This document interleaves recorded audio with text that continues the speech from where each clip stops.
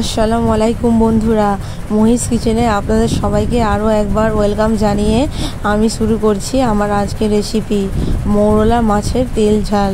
তো আমি সবার প্রথমে মৌরলা মাছ, পেঁয়াজ কুচি, কাঁচা লঙ্কা কুচি আর একটা টমেটো কুচি আমি কেটে নিয়েছি কুচি কুচি করে।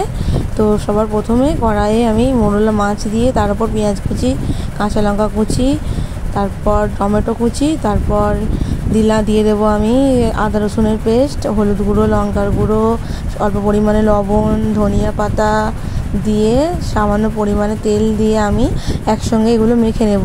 সব সময় তো আপনাদের স্টাইলে বানিয়ে থাকেন, সবাই সব ধরনের বানিয়ে থাকেন, অনেক ধরনের রেসিপি আছে। তো আমার রেসিপিটা একবার অবশ্যই ট্রাই করে দেখবেন। দুর্দান্ত খেতে হয়, সুস্বাদু খেতে হয়, খুবই সুন্দর লাগে। এই গরমের মধ্যে এই এক থালা ভাত এক নিমিষেই শেষ হয়ে যাবে এই মৌরলা মাছের তেল ঝাল দিয়ে। তো আমি হাত দিয়ে মেখে নিয়েছি। মেখে নেওয়ার পর অল্প পরিমাণে জল দিয়ে গ্যাস জ্বালিয়ে আমি তার উপরে বসিয়ে দিলাম।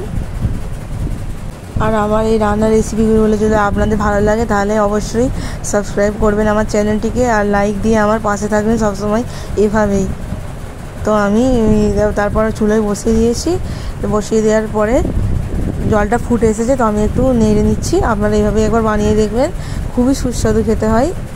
এই গরমে দুপুরে এক থালা ভাত নিমিষেই পুড়িয়ে যাবে এই মৌরলা মাছের তেল ঝাল দিয়ে।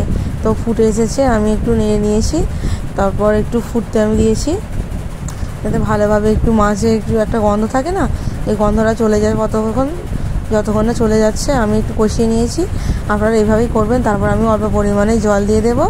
আপনারাও আপনাদের পরিমাণ মতো জলটা দেবেন, দেখবেন খুবই সুস্বাদু খেতে লাগে। আমি এখানে জল দিয়ে দিলাম। তারপর আমি একটু নেড়ে নিচ্ছি।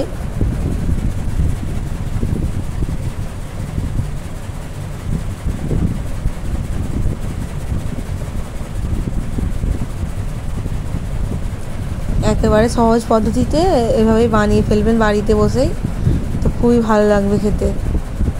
খুবই কম উপকরণে আমি করেছি। একটা টমেটো কুচি দিয়েছি, আপনারা এটা অপশনাল নাও দিতে পারেন, তাও আমি দিয়েছি। এটা দিলে খুবই ভালো লাগে খেতে, একটু ঝোলটা একটু টকটক লাগে, খুব খেতে দারুণ হয়। তো দেখছেন বন্ধুরা, আমার হয়ে গেছে। আমি জলটা অল্প করে আমি কমিয়ে নিয়েছি, তো আমি বেশি জল রাখিনি। আপনারা চাইলে বেশি ঝোলও রাখতে পারেন। তো আমি বেশি ঝোল রাখিনি, আমার এরকমই ভালো লাগে খেতে। তো আমি এরকম করে বানিয়েছি। অবশ্যই একবার এভাবে ট্রাই করে দেখবেন, আশা করছি খুবই ভালো লাগবে।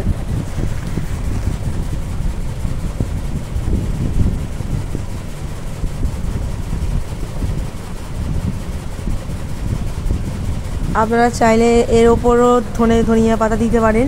আমি যেহেতু প্রথমে দিয়ে দিয়েছিলাম।